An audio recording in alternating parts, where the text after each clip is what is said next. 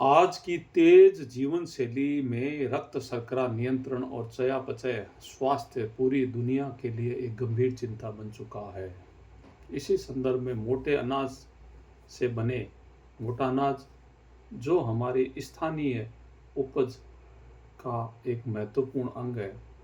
संभवतः हम लोगों ने धीरे धीरे जब अपनी थाली से मोटे अनाज को हटा दिया तो किसान ने भी उसका उपज लेना, ग्रोइंग करना बंद कर दिया। इसलिए अब ये सारी चीज़ें रेयर हो गई है।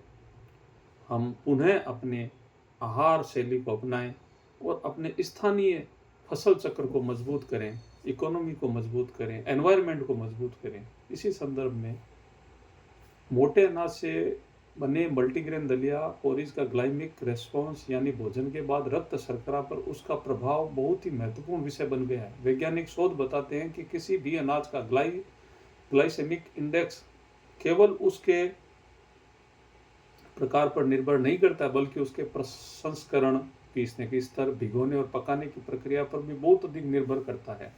उदाहरण के लिए यदि साबुत अनाज को महीन पीस कर आटा जैसा पकाया जाए तो उसका पाचन अपेक्षाकृत तेज हो सकता है और रक्त शर्करा तेजी से बढ़ सकती है, जबकि मोटे दाने और कम प्रसंस्कृत अनाज धीरे पचते हैं और शर्करा का स्तर धीरे धीरे बढ़ाते हैं। शोध यह भी दिखाते हैं कि भिगोने की प्रक्रिया फाइटिक एसिड को कम करती है और पोषक तत्वों की उपलब्धता बढ़ाती है, पर साथ ही स्टार्च के आंशिक विघटन पाचन की गति को प्रभावित कर सकते हैं। इसी प्रकार पकाने की प्रक्रिया में स्टार्च का जलीकरण होता है, जिससे शरीर में एंजाइमों के लिए अधिक सुलभ हो जाता है। विभिन्न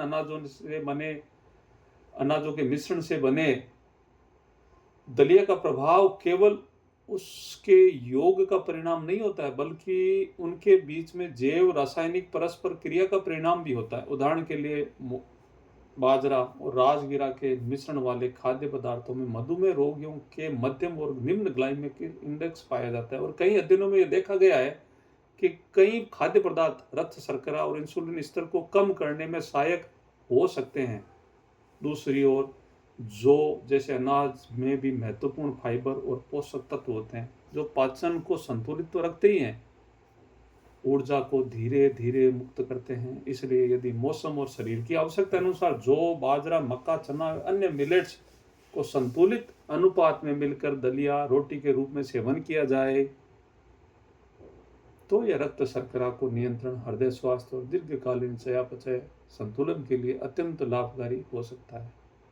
इसलिए मोटे अनाज यानी जौ, जवार, मक्का, बाजरा, चना, मूंग, मोठ, राजगिरा आदि सहित घर पर तैयार दलिया सेवन करें, उत्तम स्वास्थ्य को प्राप्त करें। धन्यवाद।